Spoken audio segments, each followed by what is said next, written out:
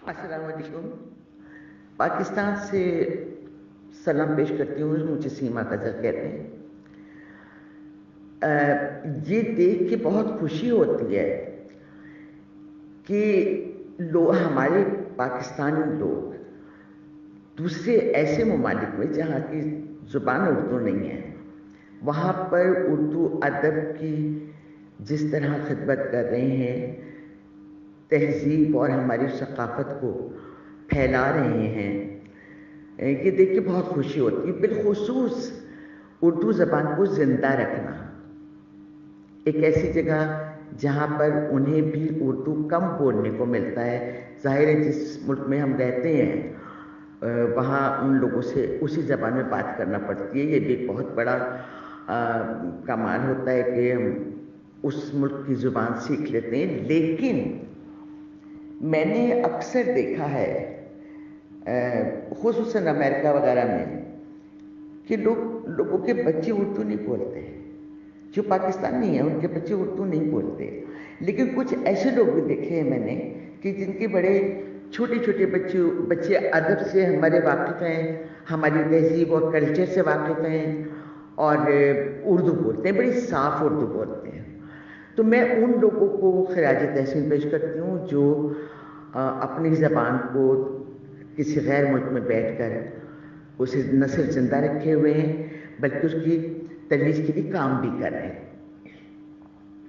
जैसे जनूबी अफ्रीका में डॉक्टर SNM शहजाद साहब, ये शहजाद साहब बहुत बड़ा काम कर रहे हैं और हमें खुशी होती है, हम जो अदब से वाबस्ता लोग हैं, जो ये चाहते हैं कि हमारी ज़बान कायम रहे और न सिर्फ ये बहुत मुश्किल पड़ी हुई है ज़बान पर, क्योंकि दूसरी ज़बानों के अल्फाज बहुत ज़्यादा इस्तेमाल होने लगे हैं और हम कोशिश करते हैं, हमसे मुराद वो लोग बिलख़ुसूस जो अदब से जुड़े हैं, उनकी कोशिश पूरी ये होती है कि वो साफ़ उर्दू अपने बच्चों को भी सिखाएं और ख़ुद भी बोलें। तो मैं बहरहाल ख़िराज तहसीन पेश करती हूँ शहजाद साहब को और दुआ करती हूँ कि वो वहाँ बैठकर इस अदब पे काम करते रहें, उर्दू पे काम करें और हम जैसे लोग जो हम बहुत दूर बैठे हुए हैं, हमें आप लोगों से मिलाना, जो वहाँ के लोग हैं उनसे मिलवाना, हमारी आवाज़, हमारा सलाम, हमारी मोहब्बतें पहुँचाना, ये भी बहुत बड़ा काम है। और मुझे यकीन है कि जनूबी अफ्रीका में बहुत लोग जो उर्दू बोलते समझते हैं, वो यकीनन अपनी तहज़ीब से और अपनी सक़ाफ़त से जुड़े रहेंगे, क्योंकि आदमी के ख़मीर में होती ये चीज़ें, ये अदब, ये तहज़ीब, ये कल्चर,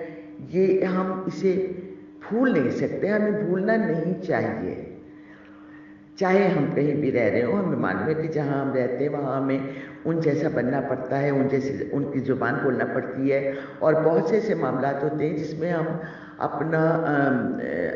उनके कल्चर को अपनाना पड़ता है हमें, क्योंकि ज़ाहिर है कि उनका हक़ है जहाँ रहा जाता है और वहाँ रहने वालों का फ़र्ज़ होता है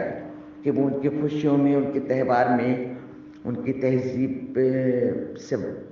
न सिर्फ आगाह रहें बल्कि वो उसमें शामिल भी रहें। तो मैं शहजाद साहब को बहुत मुबारकबाद पेश करती हूँ, बड़ी उम्मीद रखती हूँ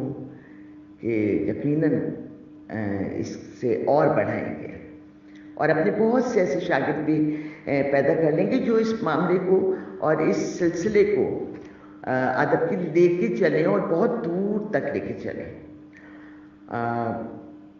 जब तक शहजाद साहब जैसे लोग और उर्दू बोलने वाले लोग मौजूद हैं, अदब के से मोहब्बत करने वाले लोग